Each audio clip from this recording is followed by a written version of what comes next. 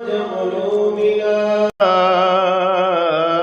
محمدا عبده ورسوله أما بعد فأعوذ بالله من الشيطان الرجيم بسم الله الرحمن الرحيم إنا نحن نزلنا الذكر وإنا له لحافظون. وفي مقام آخر قال الله تبارك وتعالى في القرآن المجيد والفرقان الحميد: وَلَقَدْ يَسَّرْنَا الْقُرْآنَ لِلذِّكْرِ فَهَلْ مِن مُّدَّكِرٍ. آمنت بالله وصدق الله مولانا العظيم وصدق رسوله النبي الكريم الأمين، ونحن على ذلك لمن الشاهدين والشاكرين، والحمد لله رب العالمین۔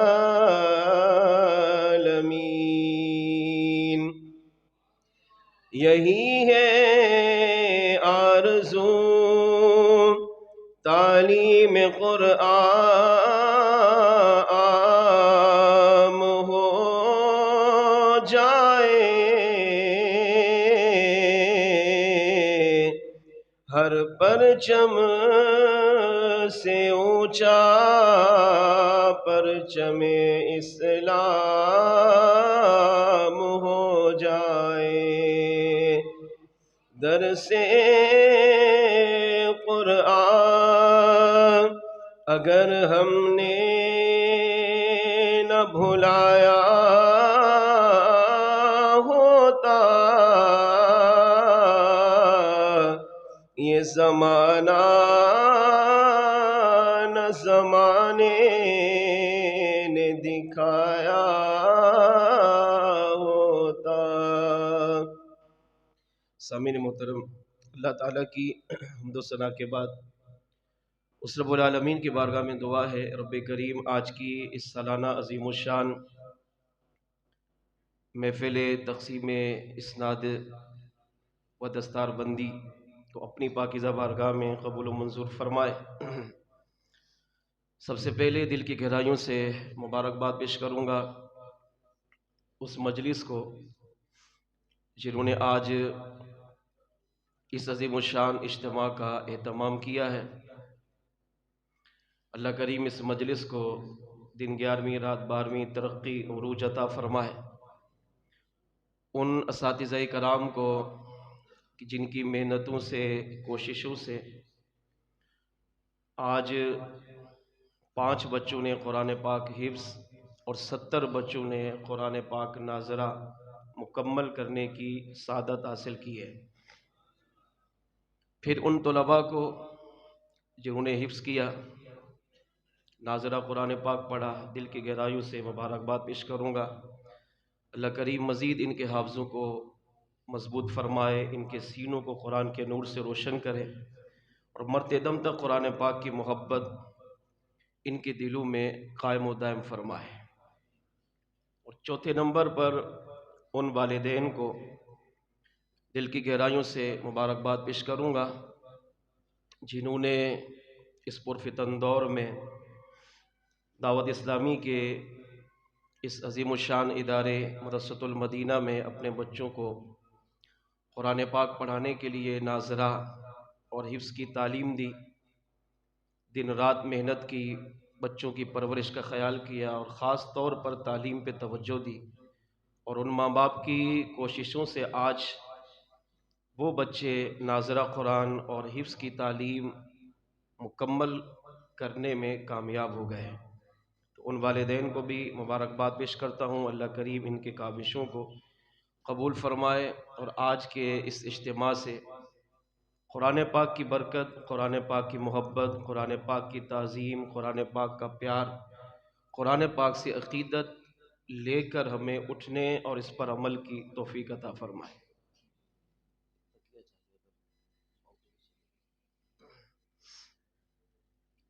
وقت مختصر ہے، توجہ میری طرف رکھیں گے تو اللہ نے چاہا تو قرآن پاک کی اہمیت کو سمجھنے میں ہم کامیاب ہوں گے۔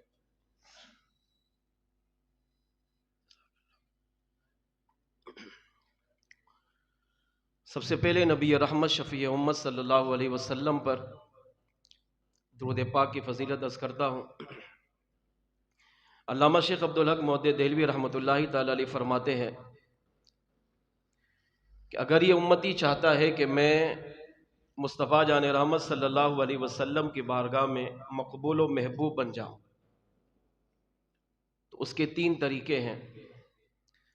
ان میں ایک طریقہ یہ ہے کہ وہ اٹھتے بیٹھتے، چلتے پھرتے، سوتے جاگتے، آتے جاتے مصطفیٰ جان رحمت صلی اللہ علیہ وسلم کی ذات پر درود و سلام پڑھنے کی عادت بنا لیں۔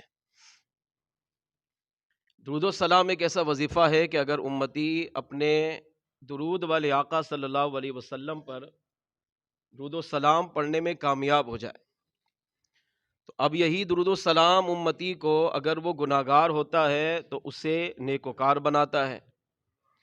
یہی درود و سلام اس امتی کو اگر وہ نبی سے دور ہوتا ہے تو درود و سلام اسے نبی کے قریب کر دیتا ہے۔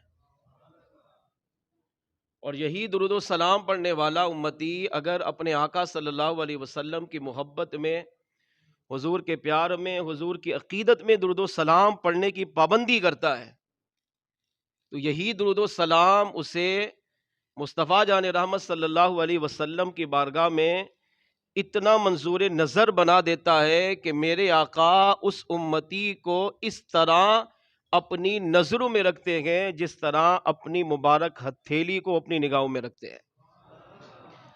حضرت سیدنا ابو درداء رضی اللہ تعالیٰ عنہ اس حدیث کے راوی ہیں، فرماتے ہیں مصطفیٰ جان رحمت صلی اللہ علیہ وسلم نے ارشاد فرمایا لیس من عبد یصلی علی الا بلغنی صوتہ من حیث کان، فرمایا میرا جو امتی میری بارگاہ میں درود و سلام پڑھتا ہے تو اس کا درود و سلام من حیث کان، وہ جہاں سے بھی پڑھے، بلغنی صوتہ، اس کا درود و سلام میری بارگاہ میں پہنچتا ہے۔ بعض اوقات شیطان یہ وسوسہ دیتا ہے کہ ہم تو یہاں دور بیٹھے ہوئے ہیں، ہزاروں کلومیٹر کا سفر ہے، تو آپ یہاں سے اگر نبی پر درود و سلام پڑھیں گے تو سرکار تک کیسے پہنچے گا؟ آقا صلی اللہ علیہ وسلم تو اپنے روضہ انور کے اندر ہے، اب یہاں سے ہم نے پڑھا یا نبی سلام علیکہ تو ہماری آواز تو مسجد سے باہر بھی نہیں گئی، تو پھر حضور کی بارگاہ تک ہمارا سلام کیسے پہنچے گا؟ اب اس طرح کے شیطان وسوسے ڈال کر بعض اوقات ہمارے دل و دماغ میں اس طرح کی باتیں، اس طرح کے خلل ڈالتا ہے اور امتی کو نبی سے دور کرنے کی کوشش کرتا ہے۔ تو صحابہ کرام علیہ رضوان نے یہی سارے اشکالات آقا صلی اللہ علیہ وسلم کی بارگاہ میں بیٹھے ہوئے حضور سے حل کروائے۔ تو آقا صلی اللہ تعالیٰ علیہ وسلم کی بارگاہ میں صحابہ نے عرض کیا یا رسول اللہ صلی اللہ تعالیٰ علیہ وسلم قلنا بعد وفاتی کا، کہ آپ کے وصال کے بعد بھی اگر آپ کا امتی آپ پر درود و سلام پڑھے تو کیا اس کا درود و سلام بھی پہنچے گا؟ تو آقا علیہ السلام نے فرمایا لیس من عبد، میرا کوئی غلام ایسا ہے ہی نہیں کہ وہ یصلی علیہ مجھ پر درود و سلام پڑھے الا بلغنی صوتہ، مگر اللہ اس کی آواز میں اتنی طاقت دیتا ہے کہ اس کے درود و سلام کی آواز میری بارگاہ میں پہنچتی ہے۔ من حیث کانا، وہ کائنات کے کسی بھی کونے سے پڑھے۔ تو اب یہ تو ہو گیا کہ سرکار حیات ہے، صحابہ کے سامنے ہے، اب امتی نبی پر درود و سلام پڑھے تو اس کی آواز پہنچتی ہے۔ تو صحابہ نے ان تمام شیطانی وسوسوں کی جڑ سے ہی کاٹ کی، عرض کی آقا قلنا بعد وفاتی کا، اگر آپ کے وصال کے بعد بھی آپ کا امتی، آپ کا غلام، آپ کا عاشق آپ کی ذات پر درود و سلام پڑھتا ہے، کیا تب بھی اس کا درود و سلام آپ کی بارگاہ میں پہنچے گا؟ قال بعد وفاتی، مصطفیٰ جان رحمت صلی اللہ علیہ وسلم نے فرمایا ہاں صحابہ، جس طرح میری حیات ظاہری میں میرا کوئی امتی، میرا کوئی غلام، میرا کوئی عاشق کائنات کے کسی بھی کونے سے میری بارگاہ میں درود و سلام پڑھتا ہے، تو جس طرح میری حیات ظاہری میں اس کا درود و سلام میری بارگاہ میں پہنچتا بھی ہے، اس کا درود و سلام میری بارگاہ میں فرشتے بھی پہنچاتے ہیں۔ ایک روایت میں اس کا درود و سلام میں محمد علیہ السلام اپنی مزار میں رہتے ہوئے اپنے مبارک کانوں سے سنتا بھی ہوں۔ تو جس طرح حیات ظاہری میں اس کا درود و سلام میری بارگاہ میں پہنچایا جاتا ہے، اسی طرح قیامت تک اگر میرا کوئی بھی امتی، میرا کوئی بھی غلام، میرا کوئی بھی عاشق اگر میری محبت و عقیدت میں میری ذات پر درود و سلام پڑھے گا تو صحابہ قیامت تک آنے والے اس غلام کا درود و سلام بھی میری بارگاہ میں بھی پہنچایا جائے گا، اور میں اس امتی کا سلام بھی سنوں گا، اور اگر کرم فرماؤں گا تو اس امتی کو سلام کا جواب بھی عطا فرماؤں گا۔ اب یہ مہینہ جو میں اور آپ گزار رہے ہیں، یہ شعبان کا مہینہ ہے، اختتام کی طرف جا رہا ہے۔ آنے والا مبارک مہینہ رمضان ہے، رمضان کی آمد ہے۔ علماء نے کہا یہ شعبان کا مہینہ یہ بھی درود و سلام کا مہینہ ہے۔ امام راضی تفسیر کبیر میں کہتے ہیں شعبان کا مہینہ درود و سلام کا مہینہ، پھر اس کی وجہ لکھتے ہیں، فرمایا یہ آیت درود ان اللہ و ملائکتہ، بے شک اللہ اور اس کے فرشتے یصلون علی النبی، مصطفیٰ جان رحمت پر درود و سلام بھیجتے ہیں۔ یا ایھا الذین آمنو، اے ایمان والو تم بھی صلو علیہ، میرے محبوب پر درود بھیجو، وسلموا تسلیما، میرے محبوب پر سلام بھی بھیجو۔ امام راضی کہتے ہیں یہ آیت کریمہ شعبان کے مہینے میں نازل ہوئی، اور اس آیت کریمہ کے نزول کا مطلب یہ ہے کہ شعبان کے مہینے میں یہ آیت نازل ہو کر اللہ کے بندوں کو پیغام دے رہی ہے کہ یہ شعبان کا مہینہ درود و سلام کا مہینہ ہے، لہذا امتی کو چاہیے کہ جس طرح عام دنوں میں مصطفیٰ جان رحمت پر درود و سلام پڑھتا ہے، اسی طرح شعبان کے مہینے میں بھی مصطفیٰ جان رحمت کی مبارک ذات پر درود و سلام کی کثرت کرے۔ اور امام جعفر صادق رضی اللہ تعالیٰ عنہ نے تو کمال کر دیا، آپ فرماتے ہیں جو شخص اہل بیت میں سے خاندان نبوت رسالت کے چمکتے ہوئے چراغ ہیں، آپ فرماتے جو شخص شعبان کے مہینے میں 700 مرتبہ مصطفیٰ جان رحمت کی ذات پہ درود و سلام پڑھتا ہے، اللہ اسے 3 نعمتیں دیتا ہے۔ پہلی نعمت فرمایا اس کا درود و سلام جب وہ پڑھتا ہے 700 مرتبہ، اللہ فرشتوں کو مقرر کرتا ہے۔ کیا ذمہ داری لگاتا ہے؟ اللہ فرماتے میرا بندہ میرے محبوب پر جب 700 مرتبہ درود و سلام پڑھے تو اس کا صلاۃ و سلام لے کر میرے محبوب کی بارگاہ میں پہنچاؤ۔ اب یہی حضور کا غلام شعبان کے مہینے میں جب 700 مرتبہ درود و سلام پڑھتا ہے، یہ فرشتے اس کا صلاۃ و سلام حضور کی بارگاہ میں پہنچاتے ہیں۔ دوسرا انعام، جب امتی کا درود و سلام حضور کی بارگاہ میں پہنچتا ہے تو میرے آقا کو خوشی کتنی ہوتی ہے؟ امام جعفر صادق فرماتے ہیں جب اس کا درود و سلام حضور کی بارگاہ میں پہنچتا ہے تو میرے آقا کی روح مبارک امتی سے خوش ہو جاتی ہے۔ تیسرا بڑا انعام فرمایا جب وہی امتی کا صلاۃ و سلام حضور کی بارگاہ میں پہنچا اور حضور امتی سے خوش ہوئے تو اب اللہ تیسرا انعام یہ دیتا ہے، فرشتوں سے فرماتا ہے اب میرے اس بندے کے لیے، کون؟ جس نے شعبان کے مہینے میں 700 مرتبہ میرے محبوب پہ سلام پڑھا ہے، قیامت تک اس کے لیے مغفرت کی دعا کرتے رہو۔ اب یہ زندہ ہے تب بھی اس کے لیے دعا ہو رہی ہے، یہ انتقال کر کے قبر میں چلا گیا تب بھی اس کے لیے مغفرت کی دعا ہو رہی ہے۔ یہ مرنے کے بعد حقیقی معنوں میں ہمیں پتہ چلے گا قبر میں نیک اعمال کا فائدہ کتنا ہے، نیک اعمال کی چاہت کتنی ہوتی ہے، نیک اعمال کی برکت قبر میں کتنی نصیب ہوتی ہے، یہ انسان کو حقیقی معنوں میں مرنے کے بعد پتہ چلتا ہے۔ لیکن امام جعفر صادق رضی اللہ عنہ پر قربان فرماتے ہیں وہ زندہ ہو یا انتقال کر گیا ہو، قیامت تک فرشتے اس کے لیے مغفرت کی دعا کرتے رہیں گے۔ تو میں اور آپ یقیناً ہر ایک چاہتا ہے کہ ہم درود و سلام پڑھیں، حضور کی بارگاہ میں منظور و نظر بن جائے، ہر مسلمان چاہتا ہے، مگر خالی چاہت سے تو کام نہیں ہوگا نا، کچھ کرنا بھی پڑے گا۔ آج منسٹر کے پاس، صدر کے پاس، وزیر اعظم کے پاس ہمارا پیغام پہنچ جائے، ہمارا وہاں تذکرہ ہو جائے، ہمارا وہاں پر ذکر ہو جائے، ہماری وہاں تعریف ہو جائے، ہم ساری زندگی خوشی سے پھولتے رہتے ہیں، ساری زندگی لوگوں کو بتاتے بھائی میں وہ ہوں، میرا تعلق فلاں فلاں فلاں سے ہے، تو یہ تو سارے دنیا دار ہیں، یہ تو عارضی ہیں، یہ آج ہیں کل نہیں ہیں۔ تو ایک عام منسٹر کے بعد ہمارا تذکرہ ہو جائے، ہماری خوشی کی انتہا نہیں ہوتی۔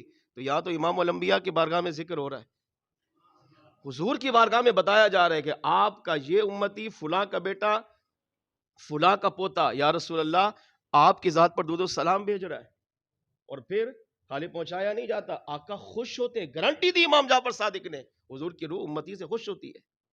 اور تیسرا، قیامت تک کے لیے ثواب ہے، ہم مریں زندہ رہیں جہاں بھی ہوں، مگر درود و سلام کا فائدہ مرنے کے بعد بھی قبر میں، قیامت کے دن میدان محشر میں بھی پیش کیا جاتا ہے۔ تو آج کے اس اسناد اور دستار فضیلت اجتماع سے کم از کم یہ عہد کر کے اٹھیں، میرا یہ موضوع نہیں ہے، وقت اسی میں گزر جائے گا۔ ہماری حالت کیا ہے؟ جمعے میں سلام پڑھیں گے، سال میں ایک دفعہ محفل ہو گئی، اس میں سلام پڑھا، بس پھر باقی سلام کی چھٹی۔ یہ نہیں ہونا چاہیے۔ عاشق رسول کی پہچان یہ ہے کہ وہ اٹھتے بیٹھتے چلتے پھرتے اپنے آقا صلی اللہ علیہ وسلم پر درود و سلام پڑھیں۔ 24 گھنٹوں میں 5 منٹ تو نکالیں نبی کے لیے، آج بھی تو وقت نکالا ہے نا، اپنے بچوں کی خوشی کے لیے ٹائم نکالا ہے ہم نے، اپنی مصروفیات چھوڑیے، اپنی نیند قربان کی ہے، دور دراز سے آپ تشریف لائے ہیں، تو کیا نبی کے لیے 5 منٹ نہیں نکال سکتے؟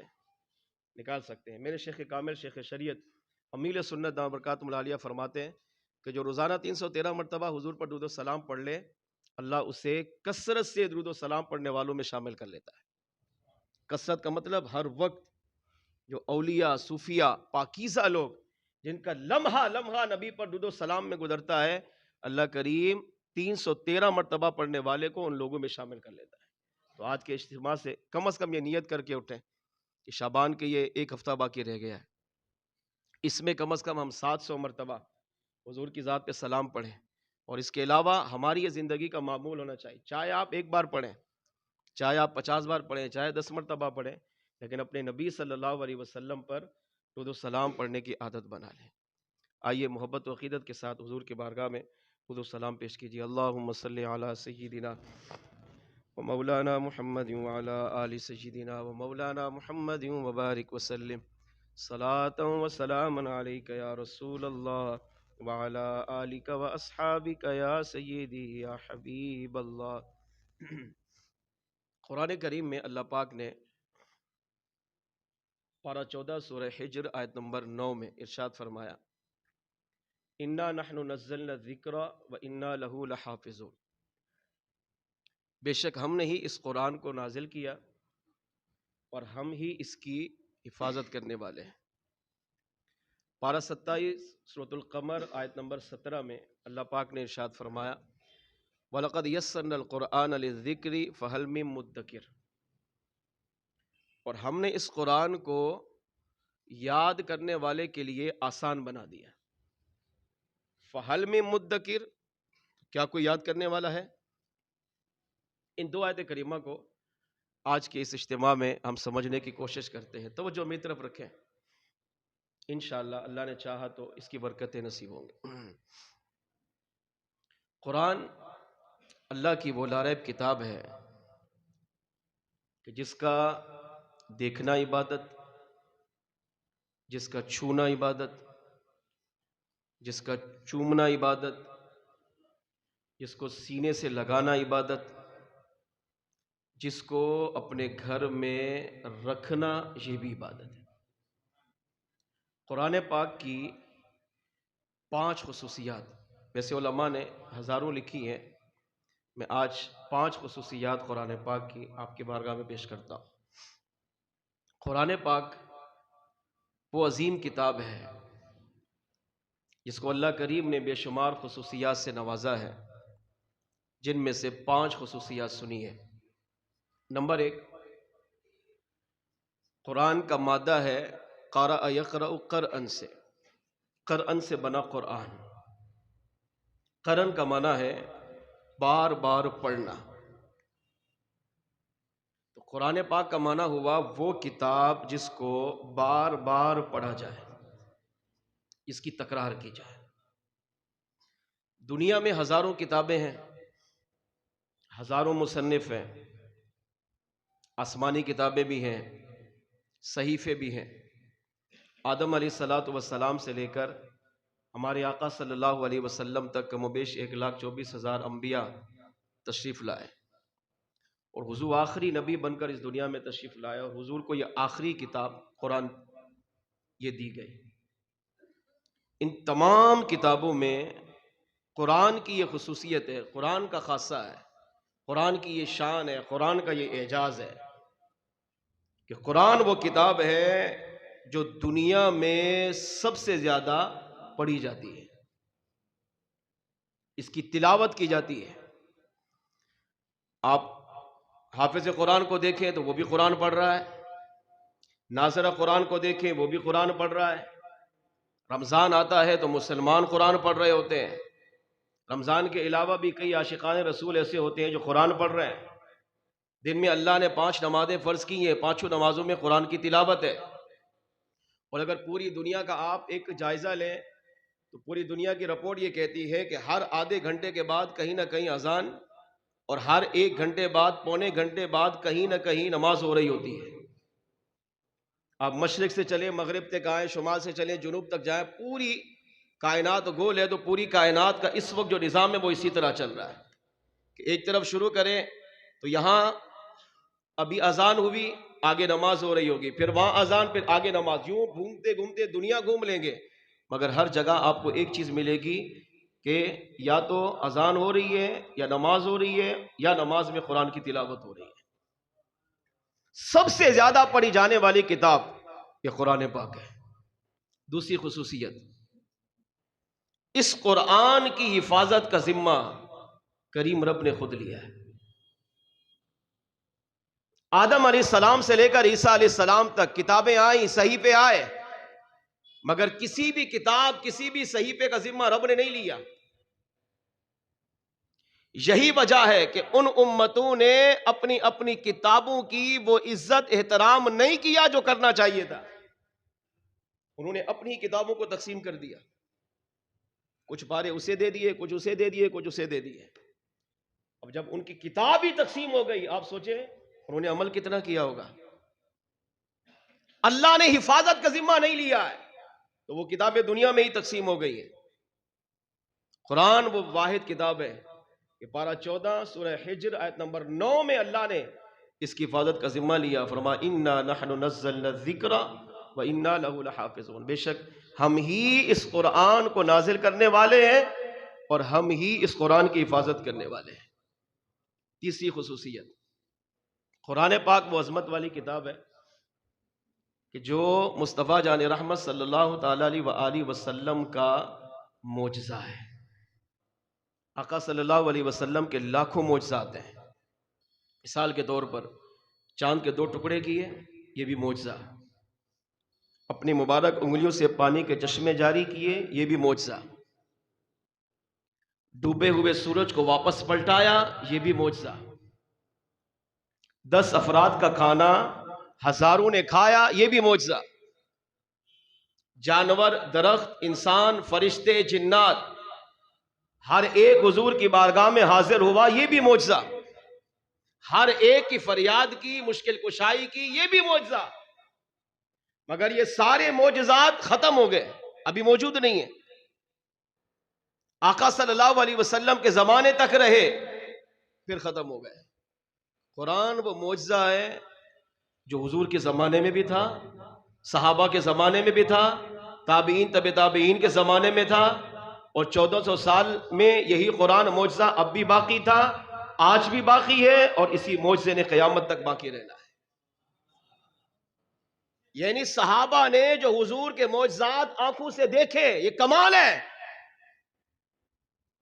مگر آج بھی 1400 سال کے بعد بھی اگر حضور کا امتی کہتا ہے، آج تمنا کرتا ہے نا، کاش میں حضور کے زمانے میں ہوتا تو میں بھی حضور کے معجزات کو آنکھوں سے دیکھتا، تو علماء نے کہا تیری تمنا کرنا ٹھیک ہے، اگر یہ تو دیکھ تو تمنا کر رہا ہے، اللہ کریم نے حضور کا وہی معجزہ جو حضور کے قلب اطہر پہ نازل کیا، وہی معجزہ جو حضور نے صحابہ کو پڑھایا، وہی معجزہ جو صحابہ نے آگے امت تک پہنچایا، سیم وہی معجزہ الف لام میم سے لے کر والناس تک بغیر کسی تبدیلی کے اللہ نے حضور کا وہی معجزہ اے میرے بندے تجھے بھی عطا فرمایا۔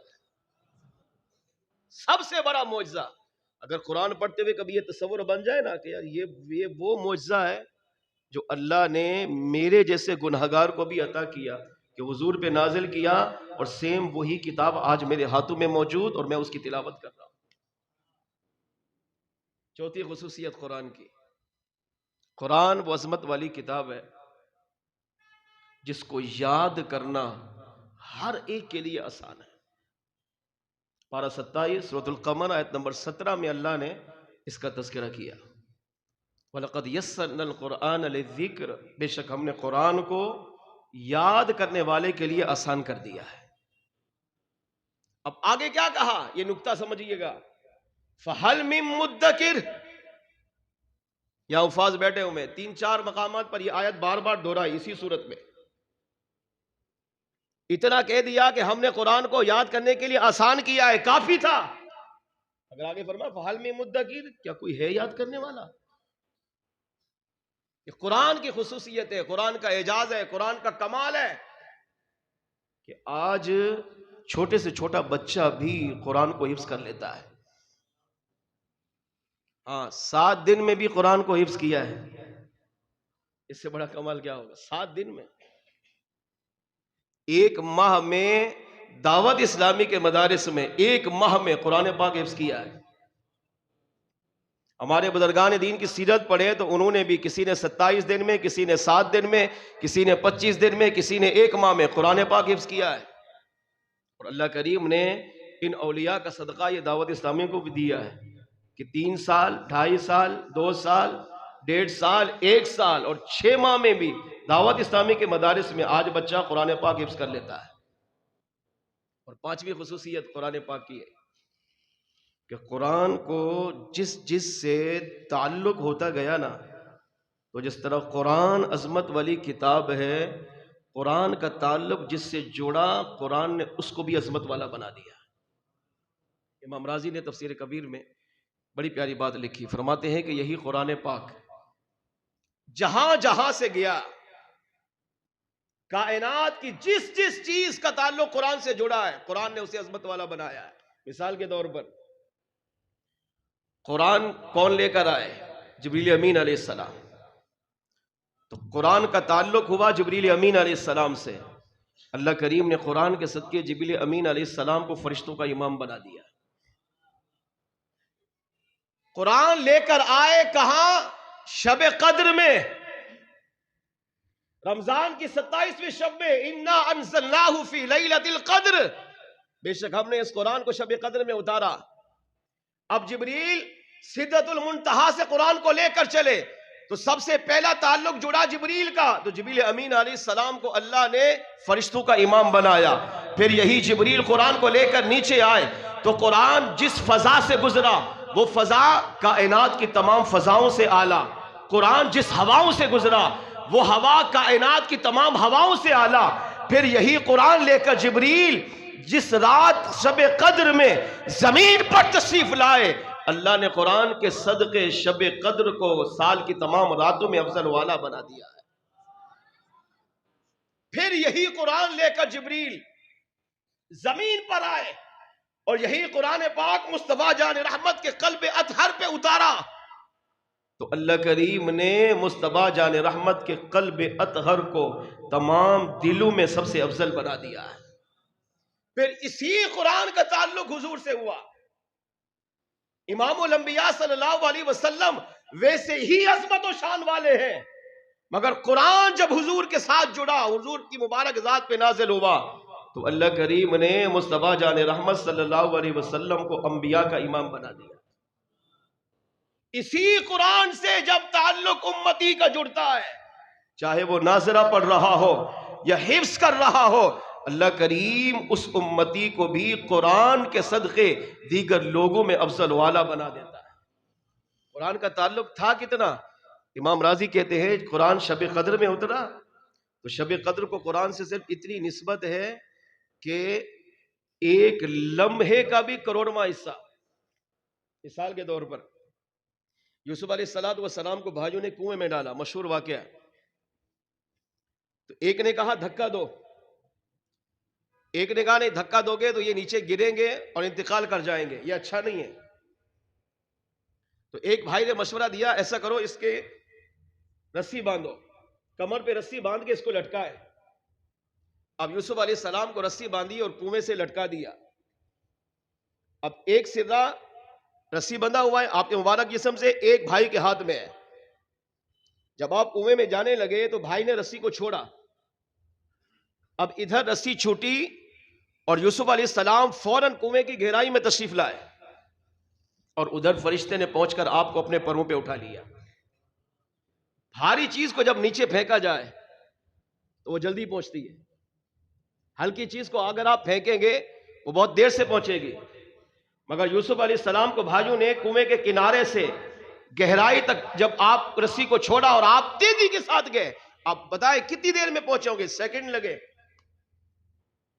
امام راضی کہتے ہیں اتنی تاخیر کنویں کے کنارے سے گہرائی تک نہیں لگی جتنی تاخیر اس سے بھی پہلے اللہ کریم نے قرآن پاک کو شب قدر میں نازل فرمایا ہے. دوسری مثال سمجھے، ابراہیم علیہ السلام کو اللہ نے حکم دیا اسماعیل علیہ السلام کو ذبح کرو. آپ نے لٹایا، گلے پہ چھری رکھی اور اب ذبح کرنے کا ارادہ فرمایا. چھری نہیں چل رہی، آپ نے چھری کو تیز کیا، پھر آپ نے ذبح کرنا چاہا، پھر نہیں چلی، آپ نے پھر تیز کیا. اب ادھر اسماعیل علیہ السلام کا گلا، ادھر چھری ہے، تو پتھر سے چھری کو اٹھا کر گلے تک لائے. تو امام راضی کہتے ہیں کہ پتھر سے گلے تک چھری یہ بعد میں پہنچی، قرآن پاک شب قدر میں اس سے پہلے نازل ہوا ہے. اب ان دونوں باتوں کا خلاصہ کیا نکلا؟ امام راضی کہتے ہیں یہ قرآن کی شان ہے، یہ قرآن کی عظمت ہے، یہ قرآن کا اعزاز ہے کہ کائنات کی جس چیز کو قرآن سے تعلق ہوتا گیا، قرآن کے صدقے اللہ کائنات کی اس چیز کو بھی عظمت والا بنا دیتا ہے، اللہ اسے بھی مقدس بنا دیتا ہے. فرمایا جس طرح یوسف علیہ السلام گہرائی میں تشریف لے گئے وہ بعد میں پہنچے، قرآن اس سے پہلے جلدی نازل ہوا. جس طرح ابراہیم علیہ السلام نے پتھر سے چھری کو اٹھا کر اسماعیل علیہ السلام کے گلے تک بعد میں لائے، قرآن اس سے بھی جلدی شب قدر میں نازل ہوا. اب آپ سوچیں شب قدر 1000 سال نفلی عبادت سے بہتر والی رات ہے. شب قدر میں 2 رکعت نماز پڑھنا 100 سالہ عبادت سے افضل ہوتا ہے. شب قدر میں گناہگار سے گناہگار انسان بھی آئے، اپنی بارگاہ میں اللہ کی بارگاہ میں توبہ کرتا ہے، استغفار کرتا ہے، اللہ اس کی بخشش کا اعلان کر دیتا ہے. امام راضی کہتے ہیں شب قدر میں قرآن کو تھوڑی سی نسبت ہوئی، قرآن کا تعلق شب قدر سے جڑا تو اللہ نے شب قدر کو سال کی تمام راتوں سے افضل بنا دیا ہے. فرمایا پھر سوچ اسی طرح جب کوئی بچہ قرآن پاک نازلہ پڑھتا ہے یا حفظ کی تعلیم حاصل کرتا ہے، اللہ کریم بھی اس بچے کو دیگر بچوں سے افضل و اعلیٰ بنا دیتا ہے. جس طرح قرآن سے جو اپنا تعلق جوڑتا رہتا ہے، قرآن کریم اسے بھی دنیا میں بھی، قبر میں بھی، آخرت میں بھی عزت و نعمتوں سے مالا مال فرما دیتا ہے. اب تھوڑی دیر کے لیے رک کر سوچئے آج میں اور آپ قرآن کتنا پڑھتے ہیں؟ ہمارا قرآن سے کتنا تعلق ہے کہ سدرۃ المنتہا سے لے کر زمین تک میں نے چند مثالیں عرض کی ہے کہ کائنات کی جس چیز نے قرآن سے تعلق جوڑا، قرآن کے صدقے اللہ نے اسے افضل بنایا. مگر ہمارا تعلق کتنا ہے؟ ٹھیک ہے بچے کو حافظ بنا دیا، بچے کو ناظرہ پڑھایا، کمال ہے، اس کی فضیلت کا کوئی انکار نہیں ہے. مگر میرے اور آپ کے اندر ہم اپنی گریبان میں جا کے ہم قرآن کتنا پڑھ رہے ہیں؟ تبھی تو فرمایا فَهَلْ مِن مُدَّكِرٍ، کوئی ہے اس کو پڑھنے والا، کوئی ہے اس کو یاد کرنے والا، کوئی ہے قرآن کی تعظیم قرآن کی عظمت میں آنے والا. دعوت اسلامی کا دینی ماحول ہمیں یہ سوچ دے رہا ہے. جی ہاں، دعوت اسلامی کا دینی ماحول ہمیں یہ تعلیم دے رہا ہے کہ قرآن کی طرف آئیے، قرآن کو پڑھیے، قرآن سے محبت کیجئے، قرآن سے پیار کیجئے. اپنی دنیا، اپنی قبر، اپنی آخرت سنوارنی ہے، قرآن کی طرف آئیے. تبھی تو کہا درس قرآن اگر ہم نے نہ بھلایا ہوتا، یہ زمانہ نہ زمانے نے دکھایا ہوتا. قرآن پر عمل تب کرے جب پہلے قرآن پڑھنا تو آئے، قرآن کو پہلے پڑھنا تو سیکھیں. مگر بدقسمتی سے آج مسلمان قرآن سے دور ہوتا جا رہا ہے. جب قرآن پڑھنے نہیں آ رہا، اب بتائیں قرآن پہ عمل کب کرے گا؟ قرآن کی اہمیت کو سمجھیے. قرآن کا حق ہے، کیا آپ جانتے ہیں قرآن کا حق کیا ہے؟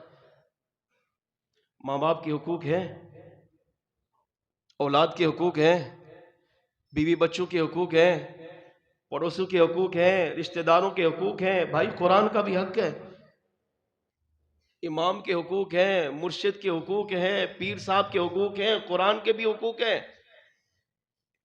قرآن کا ایک حق یہ ہے کہ اللہ کا بندہ، حضور کا امتی 1 سال میں 2 قرآن پاک ختم کرے۔ ہم سب غور کریں کہ ہم پڑھ رہے ہیں، ہماری حالت یہ ہمیں پڑھنا ہی نہیں آ رہا، ہماری توجہ ہی نہیں ہے اس طرف، جبکہ قرآن کہتا ہے میرا حق تو کم از کم مجھے دو۔ 1 سال میں 2 قرآن پاک ختم کرنا قرآن کا حق ہے۔ ہم قرآن کا حق کب پورا کریں گے؟ ہمیں تو قرآن پڑھنا ہی نہیں آ رہا۔ جبکہ علماء نے صوفیاء نے لکھا اللہ کی بارگاہ میں جتنا جلدی قرآن اللہ کے بندے کو پہنچا دیتا ہے اتنا کوئی بھی عبادت نہیں پہنچاتی۔ امام احمد بن حنبل رضی اللہ تعالیٰ عنہ اللہ کی بارگاہ میں ایک دفعہ رات سوئے، سر کی آنکھ بند ہوئی، دل کی آنکھ کھلی، رب کا دیدار کیا، اللہ کی بارگاہ میں پہنچے، اللہ کی بارگاہ میں راز و نیاز کی باتیں کی، اللہ کی بارگاہ میں ایک سوال کیا، اے اللہ تو نے جو شریعت دی ہے، دین دیا ہے، ہمیں اسلام دیا ہے، اعمال دیے ہیں، کون سا عمل ایسا ہے جو تیری بارگاہ میں سب سے زیادہ تیرے بندے کو مقام عطا فرما دیتا ہے؟ اب غور سے سنیے، کیا وہ نماز ہے؟ کیا وہ روزہ ہے؟ کیا وہ حج ہے؟ کیا وہ زکوٰۃ ہے؟ کیا وہ صدقہ خیرات ہے؟ نماز کی عظمت اپنی جگہ، روزے کی عظمت اپنی جگہ، زکوٰۃ حج کی عظمت، شان، رفعت، بلندیاں اپنی جگہ، مگر امام احمد بن حنبل رضی اللہ تعالیٰ عنہ کو جو جواب ملا وہ سنو۔ عرض کیا، اے اللہ کون سا عمل ایسا ہے کہ میں وہ کروں تو تیری بارگاہ میں سب سے زیادہ مقرب بن جاؤں؟ آج ہر بندہ چاہتا ہے میں رب کی بارگاہ میں محبوب بنوں، اللہ کی بارگاہ میں مقبول بنوں، میرا کریم رب مجھ سے راضی ہو۔ تو امام احمد بن حنبل فرماتے ہیں جب میں نے رب کی بارگاہ میں پوچھا اللہ کون سا عمل ایسا ہے کہ جو سب سے زیادہ تیرے بندے کو تیری بارگاہ میں پہنچا دیتا ہے، تو کریم رب کی طرف سے جواب آیا وہ میری کتاب قرآن پاک ہے، وہ میرا کلام قرآن ہے جو میں نے اپنے محبوب علیہ السلام کے قلب منوّر پہ نازل کیا ہے، قلب اطہر پر نازل کیا ہے۔ امام احمد بن حنبل رضی اللہ عنہ قربان اللہ کی بارگاہ میں پھر عرض کیا، یہ جملہ دل سے سننے والا ہے، اے اللہ کیا تیرا کلام قرآن پاک سمجھ پر پڑھیں یا بغیر سمجھے پڑھیں؟ یعنی قرآن کا ترجمہ، قرآن کی تفسیر کو پڑھ کر پھر تیرا بندہ تیری بارگاہ میں پہنچے گا، یا اس کو ترجمے کا نہیں پتا، اس کو تفسیر کا نہیں پتا، بس وہ تیری محبت میں تیری کتاب قرآن پڑھتا ہے تو تیری بارگاہ میں مقبول بن جاتا ہے۔ سمجھ کر پڑھے یا بغیر سمجھے؟ اللہ کریم کی طرف سے جواب ملا، احمد چاہے میرا بندہ سمجھ کر پڑھے یا بغیر سمجھے پڑھے، وہ میری بارگاہ میں مقبول و محبوب بن جاتا ہے۔ اللہ کی بارگاہ میں سب سے زیادہ مقبول و محبوب بنانے والا عمل قرآن کریم کی تلاوت ہے، دنیا کو سنوارنے والا بہترین عمل قرآن کریم کی تلاوت ہے، امتی کی قبر کو جنت کا باغ بنانے والا بہترین عمل قرآن کریم کی تلاوت ہے۔ قیامت کے دن اللہ کی بارگاہ میں سفارش کر کے اسے جنت میں داخل کروانے والا بہترین عمل قرآن کریم کی تلاوت ہے۔ اور 2 قرآن پاک ختم کرنا قرآن کا حق ہے، مگر ہمیں تو قرآن پڑھنا ہی نہیں آ رہا۔ مصطفیٰ جان رحمت صلی اللہ علیہ وسلم پر قربان، حضور نے قرآن کی کتنی عظمت بیان کی، مشہور حدیث آپ نے سنی ہے مگر اس کی تفسیر سنیے کتنی کمال کی ہے۔ میرے آقا صلی اللہ علیہ وسلم نے ارشاد فرمایا جس نے قرآن کا ایک حرف پڑھا اس کی 10 نیکیاں۔ میں یہ نہیں کہتا الف لام میم ایک حرف ہے، الف 1 لام 1 میم 1، تو کتنے ہوئے؟ 3۔ تو جس نے الف لام میم پڑھا اللہ اسے 30 نیکیاں عطا کرتا ہے۔ یہ مشہور حدیث ہے، آپ نے کئی بار سنی ہے، مگر اس کی تفسیر سنیے جو مولا مشکل کشا نے کی ہے۔ وہ علی جو سب سے زیادہ قرآن کو جاننے والے مفسر قرآن ہے، جو فرماتے ہیں کہ اگر میں سورہ فاتحہ کی تفسیر لکھوں تو 70 اونٹ بھر جائیں مگر سورہ فاتحہ کی تفسیر مکمل نہ ہو۔ وہ کہتے ہیں کہ بسم اللہ کی جو با ہے، جو با کے نیچے نقطہ ہے، مولا علی فرماتے وہ نقطہ میں ہوں۔ پورے قرآن کا نچوڑ سورہ فاتحہ میں، سورہ فاتحہ کا نچوڑ بسم اللہ میں، بسم اللہ کا نچوڑ لفظ با میں، با کا نچوڑ با کے نقطے میں، اور مولا علی فرماتے وہ نقطہ میں ہوں۔ کتنا قرآن جانتے ہوں گے؟ ان کی زبانی سنی ہے۔ مولا مشکل کشا رضی اللہ عنہ فرماتے ہیں جو قرآن نے پاک کا ایک حرف سنے، 6666 آیتیں ہیں، توجہ کیجئے گا، ایک حرف پڑھے نہیں سنے، اللہ سننے والے کو 10 نیکیاں، سننے والے کو 1 نیکی، ایک حرف پڑھے 1 نیکی عطا کرتا ہے۔ نمبر 2، جو قرآن پاک کو بغیر وضو پڑھے، مولا مشکل فرماتے ہیں اللہ کریم اسے ایک حرف کے بدلے بغیر وضو پڑھا 10 نیکی عطا فرماتا ہے۔ پھر اس کی وضاحت کرتے ہوئے فرمایا جو قرآن پاک کو وضو کے ساتھ پڑھے لیکن نماز سے ہٹ کر پڑھے، اللہ اسے ایک حرف کے بدلے 25 نیکی عطا فرماتا۔ پھر وضاحت کی، فرمایا پھر وہ مسلمان جو باوضو ہو اور نماز پڑھ رہا ہو اور نماز بھی بیٹھ کر پڑھے اور اس نماز میں بیٹھ کر قرآن کی تلاوت کرتا ہے تو اللہ اسے ایک حرف کے بدلے 50 نیکی عطا فرماتا ہے۔ پھر اس کی وضاحت کی، فرمایا اور وہ مسلمان سب سے زیادہ خوش نصیب ہے، اے حافظ قرآن، قرآن حفظ کرنے والے سنو، رمضان میں نماز تراویح میں قرآن کریم کی تلاوت کرنے والا حافظ سنے۔ مولا مشکل کشا فرماتے ہیں اور جس نے وضو کیا پھر نماز پڑھی پھر نماز میں کھڑا تھا اور کھڑے کھڑے قرآن کریم کی تلاوت کی ہے تو اللہ ایک حرف کے بدلے اسے 100 نیکی عطا فرماتا ہے۔ اب 6666 آیتیں ہیں اور کھڑے ہو کر قرآن کریم کی تلاوت کرو تو ایک حرف کے بدلے 100 نیکیاں، اب اندازہ کریں حساب ختم ہو جائے گا مگر ثواب ختم نہیں ہوگا۔ اس سے بڑا اعزاز کیا ہوگا کہ یہی قرآن اگر ناظرہ پڑھے تو اسے بخشواتا ہے، اسی قرآن کو اگر بچہ حفظ کرے اس کی بخشش کرواتا ہے۔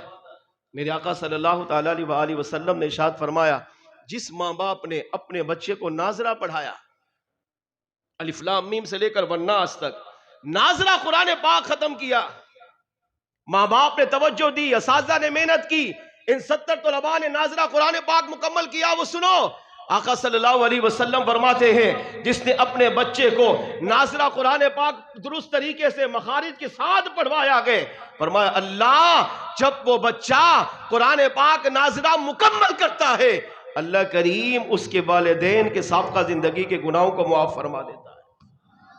بچے کے تو گناہ ہے ہی نہیں، وہ تو ویسے ہی معصوم ہے، لیکن اللہ اس قرآن پڑھانے کی وجہ سے ماں باپ کے سابقہ زندگی کے گناہوں کو معاف فرما دیتا ہے۔ اور جس نے قرآن پاک حفظ کروایا، جن ماں باپ نے اپنے 5 بچوں کو قرآن پاک حفظ کروایا، ان کی تعلیم پہ ان کی تربیت پہ توجہ دی، دعوت اسلامی کا ساتھ دیا، میرے آقا صلی اللہ علیہ وسلم نے ارشاد فرمایا جس نے اپنے بچے کو قرآن پاک حفظ کروایا قیامت کے دن یہی بچہ جب اللہ کی بارگاہ میں پیش ہوگا تو اللہ اس بچے کو ایسا نور عطا فرمائے گا کہ جس کی روشنی سے پورا میدان محشر چمکے گا اور اہل محشر اس کو دیکھ کر اس کی قسمت پہ رشک کریں گے۔ ماں باپ کو بھی نہیں چھوڑا، قرآن سے تعلق ماں باپ کا بھی ہے، ماں باپ نے اپنی اولاد پہ توجہ دے کر ناظرہ قرآن پاک پڑھایا، حفظ مکمل کروایا ہے۔ میرے آقا علیہ السلام نے فرمایا یہی بچے کے ماں باپ جب قیامت کے دن اللہ کی بارگاہ میں پیش کیے جائیں گے تو اللہ اپنے بچے کو قرآن پاک حفظ کروانے کی برکت سے ان کے ماں باپ کو بھی عزت کا تاج پہنائے گا اور اتنا اعلیٰ تاج پہنائے گا کہ فرمایا جس کو دیکھ کر میدان محشر کے لوگ بھی اس کی قسمت پہ ناز کریں گے. پھر اسی بچے سے کہا جائے گا اپنے ماں باپ کا ہاتھ پکڑ اور انہیں جنت میں لے جا. سیدنا ابو ہریرہ رضی اللہ تعالیٰ عنہ اس حدیث کے راوی ہے.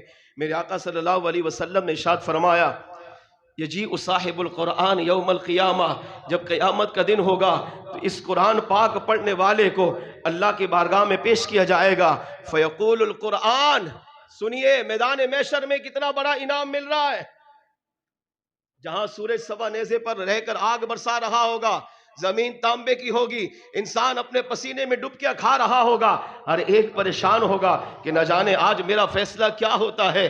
میرے گناہوں کی وجہ سے معاذ اللہ کہیں مجھے جہنم میں نہ ڈال دیا جائے، یا پھر اللہ مجھ پر اپنی رحمت و فضل، اپنے محبوب کی شفاعت یا علماء حفاظ کرام کی شفاعت کے صدقے جنت میں داخل کر دے. ہر ایک سوچ و بچار میں مصروف ہوگا.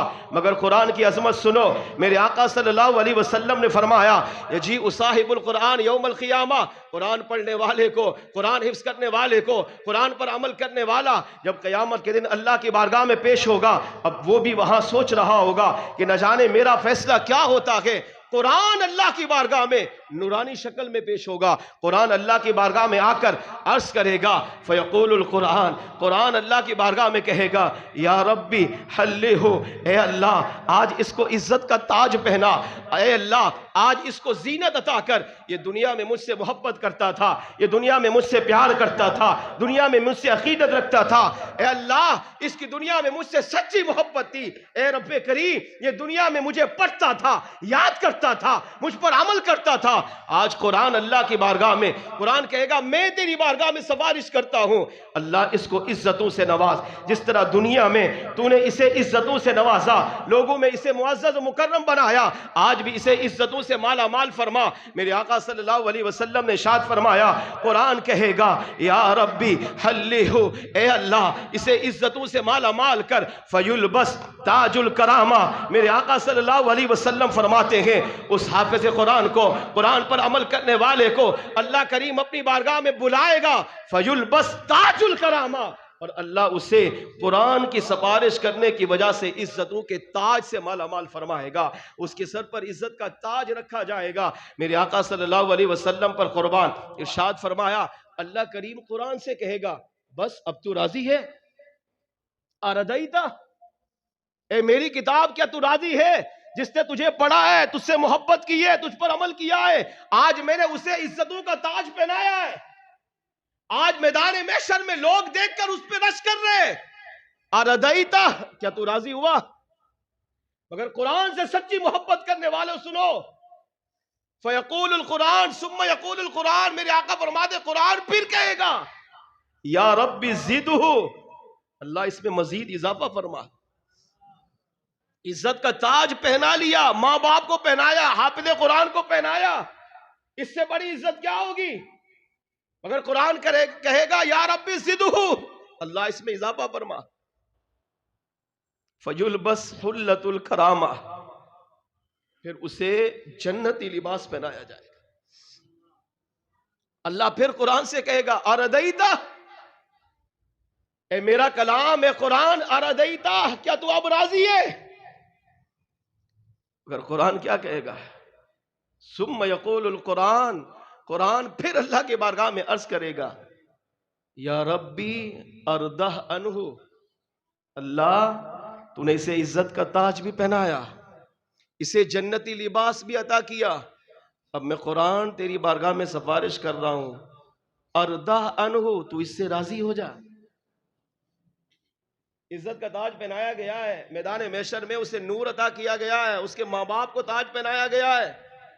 میدان محشر کے لوگ اس پہ رش کر رہے ہیں. اتنے بڑے اعزازات کے بعد بھی قرآن کہے گا اردہ عنہ، مولا میں قرآن تیری بارگاہ میں سفارش کرتا ہوں، اس سے راضی ہو؟ فیرضا عنہ، میرے آقا صلی اللہ علیہ وسلم فرماتے ہیں اللہ فرمائے گا جا، ہم نے تیرے صدقے اس کی مغفرت فرما دی. اللہ فرمائے گا میں اس سے راضی ہوں. اب رب جس سے راضی ہو وہ کہاں جائے گا؟ جنت میں. کس نے اللہ کو راضی کروایا؟ قرآن نے. پھر میرے آقا صلی اللہ علیہ وسلم ارشاد فرماتے ہیں، دو حدیثوں کا خلاصہ ملا کر عرض کر رہا ہوں. ارشاد فرمایا پھر اللہ قرآن پڑھنے والے سے، حافظ قرآن سے، قرآن پہ عمل کرنے والے سے کہے گا اقرا، قرآن پڑھ. کتنا بڑا اعزاز ہے کہ میدان محشر میں، اہل محشر کے سامنے کریم رب اپنی شان کے مطابق جلوہ فرماؤ اور حافظ قرآن سے کہے اقرا، قرآن پڑھ. ورتقی، درجات طے کر. کس طرح؟ فرمایا، آقا فرماتے کما ترتل فی الدنیا. اللہ فرمائے گا جس طرح دنیا میں تو قرآن ٹھہر ٹھہر کر خوبصورت آواز میں، خوبصورت انداز میں پڑھتا تھا، میرے بندے آج میدان محشر میں بھی قرآن اس طرح پڑھ. برتقی، ترقی کے منازل طے کر، جنت کے درجات چڑھتا جا. فَإِنَّ مَنزِلَكَ عِنْدَ آخِرِ آیَةٍ، کہ جہاں تیرا قرآن ختم ہوگا وہی جنت میں تیرا سب سے اعلیٰ مقام ہوگا. یقرؤھا، قرآن پڑھتا رہے. اب حافظ قرآن الف لام میم سے قرآن شروع کرے گا اور جنت کے درجات طے کرتا جائے گا، اور جب الناس پر ختم کرے گا تو اللہ اسی جگہ کو حافظ قرآن کے لیے عزت اور اعلیٰ مقام عطا فرما دے گا. اس سے پتہ چلا کہ قرآن وہ عظمت والی کتاب ہے کہ اگر مسلمان اس سے تعلق دنیا میں جوڑے تو یہ قرآن اسے دنیا میں بھی برکتیں دیتا ہے، یہ مر کر قبر میں جائے، قبر میں بھی اسے برکتوں سے نوازتا ہے، اور قیامت کے دن یہی اٹھ کر جب میدان محشر میں جائے گا قرآن تب بھی اسے نہیں چھوڑے گا، اللہ کے بارگاہ میں سفارش کروا کر اسے بھی جنت میں داخل کروائے گا. دعوت اسلامی کا یہ اجتماع ہمیں یہ سوچ دے رہا ہے، تعلیم دے رہا ہے، قرآن کی طرف آئیے، قرآن کی طرف آئیے، قرآن کو پڑھیے، قرآن سیکھیے. ہر چیز کا علاج قرآن میں ہے، ہر چیز کی شفا قرآن میں ہے. اگر ہمارا اعتماد نہیں ہے، ہماری محبت کی کمی ہے، قرآن سے ہم دور ہو رہے ہیں، خدا را قرآن کی طرف آئیے، قرآن پہ توجہ دیجیے، قرآن کو اللہ کی پاکیزہ کتاب سمجھ کر محبت سے پڑھیے. بعض صوفیاء نے لکھا جب قرآن پڑھ رہا ہوں نا تو یہ تصور کرے میں رب سے کلام کر رہا ہوں. بڑے معزز بندے سے ہم بات کر کے آتے ہیں، کتنا بڑا فخر ہوتا ہے. میں علامہ صاحب سے مل کر آیا، میں پیر صاحب سے ملاقات کر کے آیا، ان کی بارگاہ میں بیٹھ کر آیا، ان سے میں نے گفتگو کی ہے. آج دیکھ لیں امیل سنت کی بارگاہ میں جو جاتا ہے تو وہ واپس آ کر فخر کر رہا ہوتا ہے. کرنا چاہیے، ایک ولی کی بارگاہ سے آیا ہے. اچھا کسی کو اگر ان سے گفتگو کرنے کا موقع مل جائے تو اس کا تو انداز ہی بدل جاتا ہے. میں مرشد کامل سے ملاقات کر کے آیا ہوں، کسی عالم سے مل کر آیا ہے، کسی معزز سے مل کر آیا ہے، اس کو ناز ہوتا ہے اپنے آپ پر. یہاں تو بھائی قرآن ہے، قرآن پڑھنے والا ڈائریکٹ رب سے کلام کر رہا ہے. سر سے پاؤں تک گناہگار بندہ قرآن پڑھے اور یہ سمجھے کہ میں رب سے بات کر رہا ہوں، رب کا کلام پڑھ رہا ہوں، اللہ سے راز و نیاز کی باتیں ہو رہی ہیں، تو اللہ اسے قرآن پڑھنے میں لذت عطا فرماتا ہے. آخری بات سنیے اور اب قرآن کی طرف آئیے، قرآن کی طرف توجہ کیجیے. خواجہ غریب نواز رحمۃ اللہ تعالی علیہ نے لکھا، قرآن وہ عظمت والی کتاب ہے کہ اگر کوئی قرآن سے اپنا تعلق مضبوطی سے جوڑے تو قرآن اسے دنیا میں بھی برکتیں دیتا ہے، اسے مصیبتوں سے بچاتا ہے، پریشانیوں سے بچاتا ہے، تکالیف سے بچاتا ہے، اس کی ہر مشکل میں اس کی مدد کرتا ہے. اور یہی قرآن سے تعلق جوڑنے والا، ناظرہ قرآن ہو، حافظ قرآن ہو یا عام امتی ہو، قرآن پڑھتا ہو، قرآن سے پیار سچا ہو، اگر یہ مر کر قبر میں چلا گیا اور اس کے گناہوں کی وجہ سے قبر میں عذاب آیا، اگر اس کی قرآن سے محبت سچی تھی، قرآن سے پیار سچا تھا، قرآن سے عقیدت سچی تھی، تو یہی قرآن قبر میں بھی اسے عذاب سے بچا لیتا ہے. اس بات کو اس روایت سے سمجھیے. خواجہ غریب نواز علی رحمہ کہتے ہیں کہ گزشتہ بادشاہوں میں ایک بادشاہ گزرا ہے جس کا نام تھا یمین الدولہ. یہ ایک دن سفر پہ نکلا، اس کے نوکر خادم غلام اس کے ساتھ روانہ ہوئے. سفر کرتے کرتے کرتے جنگل پہنچا، شکار کیا. جب واپس آنے لگا تو راستے میں سے تھکاوٹ محسوس ہوئی تو اپنے غلاموں سے کہا کہ آج ہم یہیں پڑاؤ کرتے ہیں اور صبح یہاں سے چلیں گے۔ ایک غلام نے کہا کہ بادشاہ سلامت، اگر آپ اجازت دیں، ناراض نہ ہو، تو یہاں میرا گھر قریب ہے، تو آپ میرے گھر تشریف لے چلیں تو مجھے آپ کی خدمت کرنے کا موقع مل جائے گا، میرے لیے بہت بڑی سعادت ہوگی۔ بادشاہ نے کہا کہ چلے ٹھیک ہے، تیرے گھر چلتے ہیں۔ المختصر اس کی بات مانی اور اس کے گھر پہنچ گئے، کھانا کھایا، عشاء کی نماز پڑھی، اور اس نے بادشاہ کے لیے جو سب سے بہترین کمرہ تھا اس کو سجایا، ہر چیز کا اہتمام کیا، اور بادشاہ آرام کرنے کے لیے لیٹا۔ اب بادشاہ تنہا ہے اور اپنے بستر پہ لیٹا اور ٹانگیں پھیلائی۔ جیسے اس نے ٹانگیں پھیلائی نا تو اس کی نظر سامنے دیوار پہ پڑی، تو دیکھا کہ دیوار پہ ایک طاق بنا ہے اور اس طاق میں قرآن رکھا ہے۔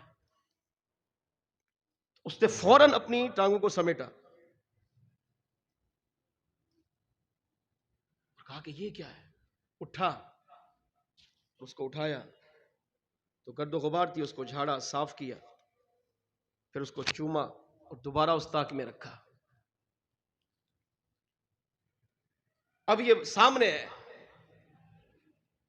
اب لیٹ نہیں رہا۔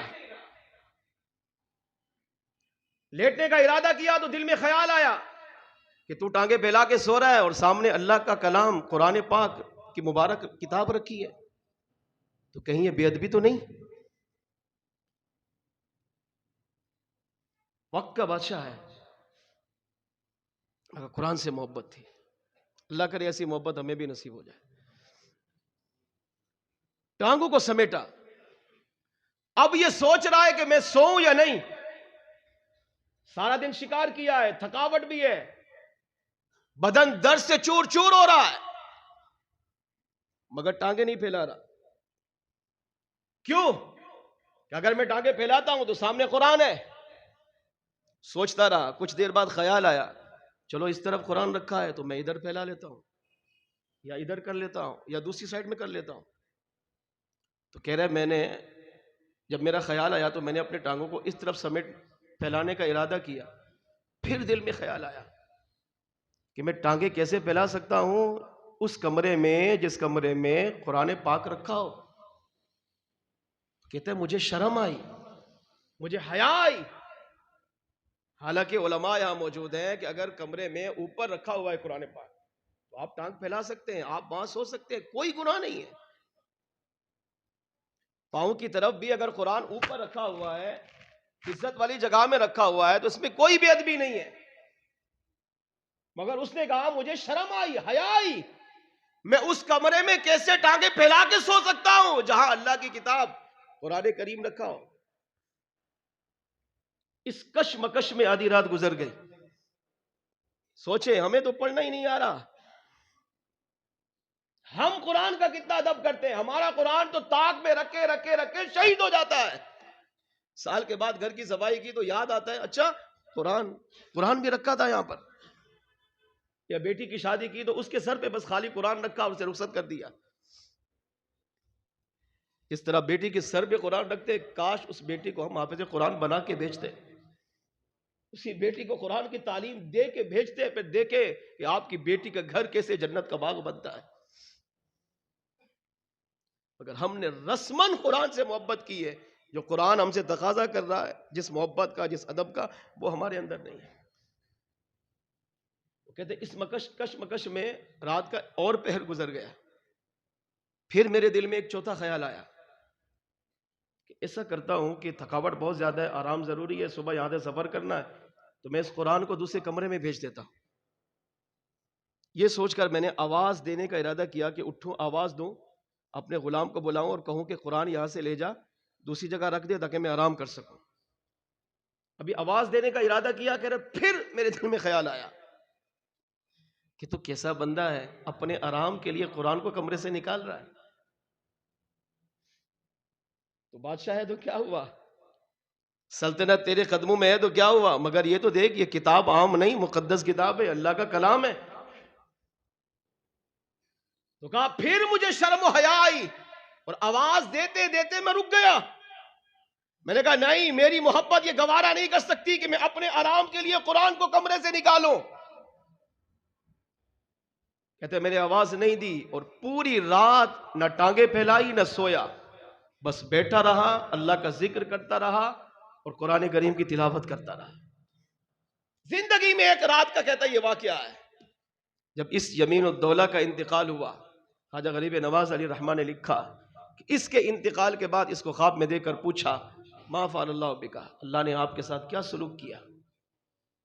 وقت کا حاکم یمین الدولہ کہتا ہے کریم رب نے اس ایک رات کے صدقے، کون سی ایک رات جو میں نے قرآن کی محبت میں گزاری، قرآن کے پیار میں گزاری، قرآن کے ادب میں گزاری، کہ جس کمرے میں قرآن تھا میں نے سونا گوارا نہیں کیا، ٹانگوں کو پھیلانا گوارا نہیں کیا، اللہ کو میرا یہ قرآن کا ادب کرنا، یہ قرآن کی تعظیم کرنا، یہ قرآن کا احترام کرنا اتنا پسند آیا کہ اللہ نے اس قرآن کے صدقے میری بخشش بھی فرمائی اور میری قبر کو بھی جنت کا باغ بنا دیا۔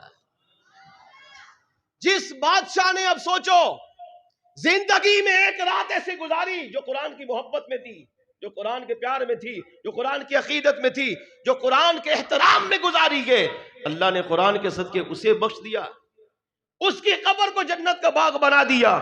تو وہ مسلمان جو دن رات قرآن پڑھے، جو دن رات قرآن سے محبت کرے، دن رات قرآن کی تعظیم کرے، دن رات قرآن کا احترام کرے، قرآن کو پڑھتا بھی ہو، اپنے بیٹے کو ناظرہ پڑھائے، حافظ قرآن بنائے، قرآن سے سچی محبت میں زندگی گزار دے، سوچیں اللہ کریم اس قرآن پڑھنے والے، اس قرآن سے محبت کرنے والے، اس قرآن سے کی تعظیم کرنے والے کو اللہ کریم کتنے بڑے انعامات سے مالا مال فرمائے گا۔ ہاں ہاں، یہی قرآن پڑھنے والا، قرآن سے محبت کرنے والا جب تک دنیا میں جیتا ہے اللہ قرآن کی برکتیں اسے عطا فرماتا ہے، یہی قرآن پڑھنے والا مر کر جب قبر میں جاتا ہے اللہ اسے قبر میں بھی عذاب قبر سے قرآن کے صدقے بچا لیتا ہے، یہی قرآن پڑھنے والا، قرآن کو حفظ کرنے والا، قرآن پہ عمل کرنے والا قیامت کے دن جب اللہ کی بارگاہ میں حاضر ہوگا اللہ اسے بھی قرآن کے صدقے بلا حساب و کتاب جنت میں داخلہ عطا فرمائے گا۔ آج کا یہ اجتماع ہمیں یہ سوچ دے رہا ہے، دعوت اسلامی ہمیں یہ سوچ دے رہی ہے، قرآن کی طرف آئیے، قرآن سے محبت کیجیے، قرآن سے پیار کیجیے، قرآن کی تعظیم کیجیے، قرآن کا احترام کیجیے۔ دعوت اسلامی نے قرآن پاک پڑھنا بہت آسان کر دیا ہے۔ جی ہاں، یہ ادارہ دیکھیں، ایک ادارہ آپ کے آپ چوکی میں، مختلف مساجد میں، مختلف مقامات پہ قرآن پاک پڑھنے پڑھانے کا سلسلہ ہے۔ ایک سال میں 70 بچوں نے دیکھے قرآن پاک نازہ مکمل کیا ہے، کم سعادت ہے۔ اور نازہ پڑھنے والے کی، پڑھانے والے کی فضیلت میں عرض کر چکا، ماں باپ کے گناہ معاف ہو رہے ہیں۔ پھر 5 بچوں نے حفظ کیا ہے، آج 5 ہیں، کل 10 ہوں گے، 15 ہوں گے، 20 ہوں گے، اور دعوت اسلامی میں الحمدللہ ترقی ہو رہی ہے۔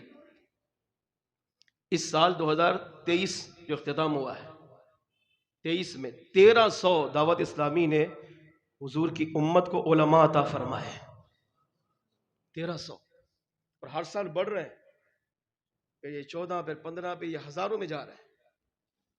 اور مدارس میں، دعوت اسلامی کے مدارس میں آپ جانتے ہیں بچے کتنا پڑھتے ہیں؟ ہزاروں کی تعداد میں، 2.5 لاکھ سے زائد طلباء، اور اگر مدرسہ بالغان والے بڑوں کو بھی اگر شامل کریں جو رات کو دعوت اسلامی کے مدارس میں حاضر ہو کر مدرسۃ المدینہ برائے بالغان میں قرآن پڑھتے ہیں، ان کو بھی اگر شامل کریں نا تو اس وقت پاکستان کی بات کر رہا ہوں 3.5 لاکھ سے زائد عاشقان رسول دعوت اسلامی کے اداروں میں قرآن پاک کی تعلیم حاصل کر رہے ہیں، اور یہ تعلیم فی سبیل اللہ ہے۔ اس میں دیکھیں نہ داخلہ فیس ہے، نہ ماہانہ فیس ہے، نہ سالانہ فیس ہے، سب پڑھے لکھے ماشاءاللہ سمجھدار بیٹھے ہیں۔ آپ دیکھیں دنیا کی تعلیم دلاتے ہیں نا تو ہمیں فیس دینی ہوتی ہے، داخلہ فیس الگ دو، ماہانہ فیس الگ دو، سالانہ فیس الگ دو، پیپر کی فیس الگ دو، وغیرہ وغیرہ، مگر دعوت اسلامی کوئی فیس نہیں لے رہی۔ 3.5 لاکھ سے زائد طلباء، طالبات، بچے بچیاں دعوت اسلامی کے مدارس میں اس وقت قرآن پاک ناظرہ حفظ کی تعلیم حاصل کر رہے ہیں۔ 1.5 لاکھ سے زائد طلباء دعوت اسلامی کے اداروں میں اس وقت پاکستان کی بات کر رہا ہوں عالم کورس کر رہے ہیں۔ اس سے بڑی خدمت اور کیا ہوگی؟ دعوت اسلامی یہ چاہتی ہے کہ قرآن پاک کو حضور کی امت میں اتارو۔ گستاخیاں ہوتی ہیں نا، بعض اوقات قرآن کو معاذ اللہ جلایا جاتا ہے، قرآن کی توہین کی جاتی ہے، مسلمانوں کو چھیڑا جاتا ہے، مسلمانوں کی قرآن پاک کی توہین کر کے مسلمانوں کا امتحان لیتے ہیں کہ دیکھو مسلمان ہے کہاں، قرآن پاک کی عظمت، قرآن پاک کی اہمیت، قرآن پاک کا تحفظ کا ایک بہترین طریقہ، خود بھی قرآن پڑھیے، اپنے بچوں کو بھی قرآن پڑھائیے، اور اس کا بہترین ذریعہ آپ کی دعوت اسلامی ہے۔ اتنی بڑی تحریک ہے، 3.5 لاکھ سے زائد طلباء طالبات قرآن پاک پڑھ رہے ہیں، سیکھ رہے ہیں، 1.5 لاکھ سے زائد طلباء طالبات الحمدللہ عالم کورس کر رکھے گئے، ڈبل MA کی سند حاصل کر رکھے گئے، 1300 اس مرتبہ فارغ ہوئے ہیں، اور ہزاروں کی تعداد میں، جی ہاں ناظرہ پڑھنے والے تو ہزاروں کی تعداد میں، 1 لاکھ سے زائد وہ طلباء ہیں جو دعوت اسلامی سے ناظرہ پڑھ کر فارغ ہو چکے ہیں، دیگر تعلیم میں لگے ہوئے ہیں، اور 50,000 سے زائد طلباء وہ ہیں جنہوں نے دعوت اسلامی کے مدارس میں الحمدللہ قرآن پاک حفظ کیا ہے۔ ان میں سے 5 طلباء وہ جو آج ہمارے پاس موجود ہیں۔ اتنی بڑی تحریک ہے تو ظاہری بات ہے اس تحریک کے پھر اخراجات بھی اتنے زیادہ ہیں۔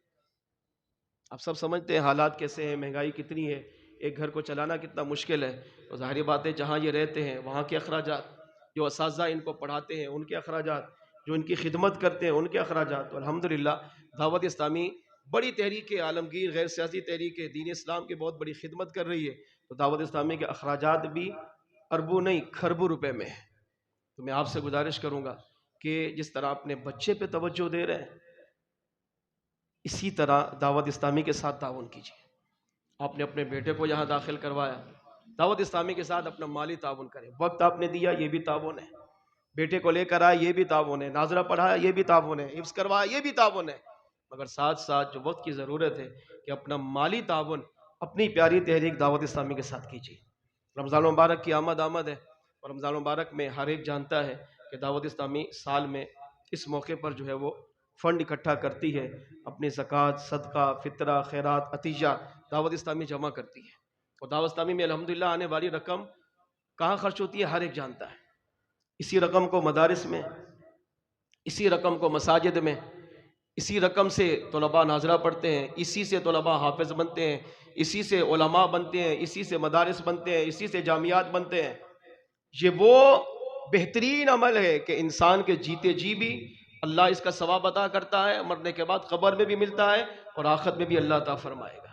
تو میں آپ سے گزارش کروں گا کہ آج کے اس اجتماع کی برکت سے اپنا جس طرح وقت کا تعاون آپ دعوت اسلامی کے ساتھ کر رہے ہیں، اسی طرح اپنا مالی تعاون بھی دعوت اسلامی کے ساتھ ضرور کیجیے۔ آنے والے رمضان میں اپنی زکوٰۃ، اپنا صدقہ، اپنا فطرہ، اپنی خیرات، اپنی عطیات جو اللہ نے آپ کو طاقت دی ہے اس کی اپنی حیثیت کے مطابق آپ دعوت اسلامی کے ساتھ اپنا مالی تعاون ضرور فرمائیں۔ اللہ ہمیں عمل کرنے کی توفیق عطا